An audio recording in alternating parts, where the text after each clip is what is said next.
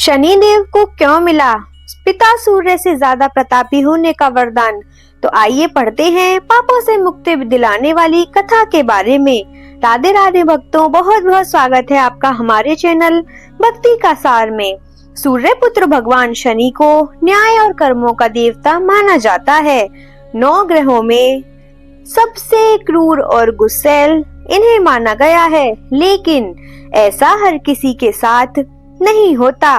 भक्तों, शनिदेव केवल उन्हीं लोगों को परेशान करते हैं जिनके कर्म अच्छे नहीं होते हैं, और भगवान शनिदेव जिस पर मेहरबान होते हैं उसे धन धान्य से परिपूर्ण कर देते हैं। ज्योतिष शास्त्र के अनुसार शनि महाराज एक ही राशि में 30 दिनों तक रहते हैं। ऐसा माना जाता है भगवान शिव ने इन्हें शनिदेव को 9 ग्रहों के न्यायाधीश का कार्य सौंपा है। शनि महाराज की आपने वैसे तो कई कथाएं सुनी होगी, लेकिन आज हम आपके लिए भगवान शनिदेव के जन्म की अद्भुत कथा लेकर आए हैं। तो बीच में कोई भी नहीं छोड़कर जाए और शनिदेव की पूरी कथा को अवश्य पढ़ें, जिसे पढ़कर आप पापों से मुक्ति पा सकते हैं। तो आइए जानते हैं शनिदेव की जन्म के कथा के बारे में। हिंदू धर्म में भगवान शनिदेव को जन्म की अनेकों कथाएं मौजूद हैं, जिसमें सबसे अधिक प्रचलित कथा स्कंद पुराण के काशी खंड में मौजूद है। इसके अनुसार भगवान सूर्य देव का विवाह राजा दक्ष की कन्या संज्ञा के साथ हुआ। भगवान सूर्य देव और संज्ञा के 3 पुत्र वैस्तव, मनु, यमराज और यमुना का जन्म हुआ, लेकिन संज्ञा भगवान सूर्य देव के अत्यधिक तेज और तप सहन नहीं कर पाती थी। सूर्य देव के तेजस्विता के कारण वह बहुत परेशान रहती थी। इसके लिए संज्ञा ने निश्चय किया कि उन्हें तपस्या से अपने तेज को बढ़ाना होगा और तपोबल से भगवान सूर्य की अग्नि को कम करना होगा। इसके लिए संज्ञा ने सोचा कि किसी एकांत जगह पर जाकर घोर तपस्या करनी होगी। संज्ञा ने अपने तपोबल और शक्ति से अपने ही जैसी दिखने वाली छाया को उत्पन्न किया, जिसका नाम सुवर्णा रखा। इसके बाद संज्ञा ने छाया को अपने बच्चों की जिम्मेदारी सौंपा और उन्होंने तपस्या के लिए घने जंगल में शरण ले लिया। कुछ दिन बाद भगवान सूर्यदेव और छाया के मिलने से 3 बच्चों मनु, शनिदेव और पुत्री भद्रा का जन्म हुआ। यह कथा हिंदू धर्म में काफी प्रचलित है। तो आइए जानते हैं शनिदेव की दूसरी प्रचलित कथा के बारे में।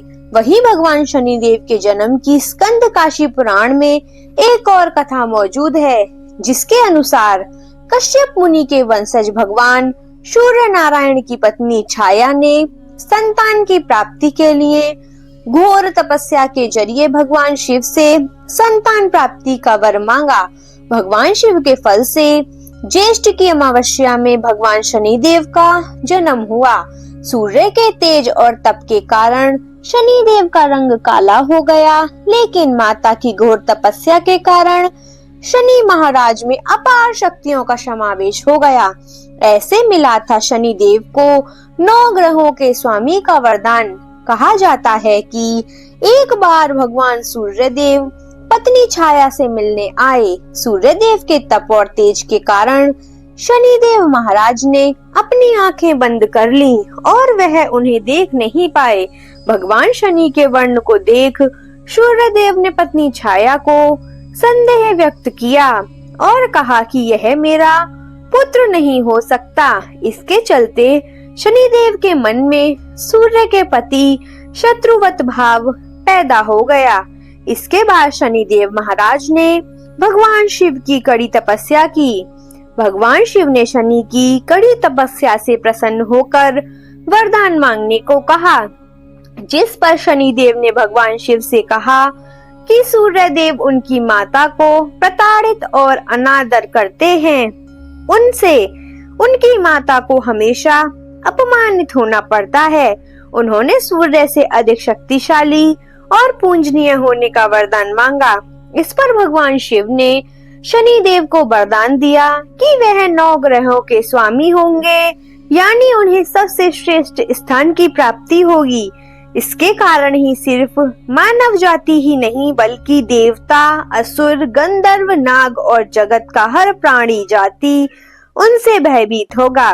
तो आइए जानते हैं एक और अद्भुत कहानी के बारे में। भगवान शिव भी जब शनिदेव की वक्र दृष्टि से नहीं बच सके तो हम इंसान क्या हैं? शनि का दिन न्याय के देवता शनिवार का दिन माना जाता है।